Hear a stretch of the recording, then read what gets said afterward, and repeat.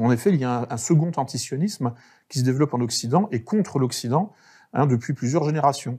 Cet antisionisme plonge ses racines dans les luttes de décolonisation du XXe siècle.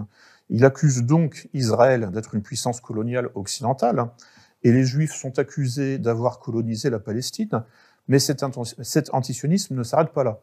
La décolonisation dont parle cet antisionisme vise à décoloniser la Palestine des Juifs, mais vise aussi, par extension, à décoloniser le monde entier de l'Occident. Et vise donc, par exemple, à décoloniser la France des Français de souche et l'Europe des Européens autochtones. Au motif d'émanciper le monde de la tutelle coloniale occidentale, il s'agit en fait de réaliser l'épuration ethnique des Occidentaux partout, y compris chez eux, sur leur terre natale. Sous couvert de décolonisation, il s'agit donc en réalité d'un phénomène de colonisation de l'Occident par des non-occidentaux et surtout par des anti-occidentaux. Cette mouvance internationale, incarnée en France notamment par le parti politique La France Insoumise et ses alliés de type Indigènes de la République et Frères musulmans, cette mouvance donc incubée depuis des années dans les milieux universitaires et intellectuels, mondialistes et de gauche et d'extrême gauche, et elle éclate au niveau international depuis le 7 octobre 2023.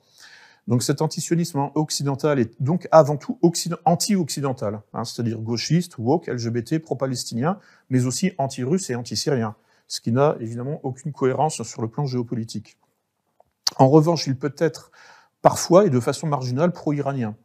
Le philosophe Michel Foucault, critique génial des sociétés de surveillance autoritaire, par ailleurs homosexuel et amateur de pratiques sadomasochistes, était aussi, et paradoxalement, un fervent soutien de la révolution islamique qui portait au pouvoir en Iran le régime religieux de l'ayatollah Khomeini. Foucault inaugurait ainsi, dès 1979, cette hybride postmoderne que Pierre-André Taguieff baptisera l'islamo-gauchisme en 2002. Judith Butler, féministe, lesbienne et principale théoricienne du mouvement LGBT, prenait également parti pour le Hamas et le Hezbollah dès 2006, en déclarant que ces mouvements appartenaient à la gauche mondiale, global left en anglais, car ils sont antisionistes, à comprendre anti-impérialistes, donc anti-occidentaux par voie de conséquence, l'impérialisme étant considéré par le mouvement woke comme exclusivement occidental. Comment en est-on arrivé là ?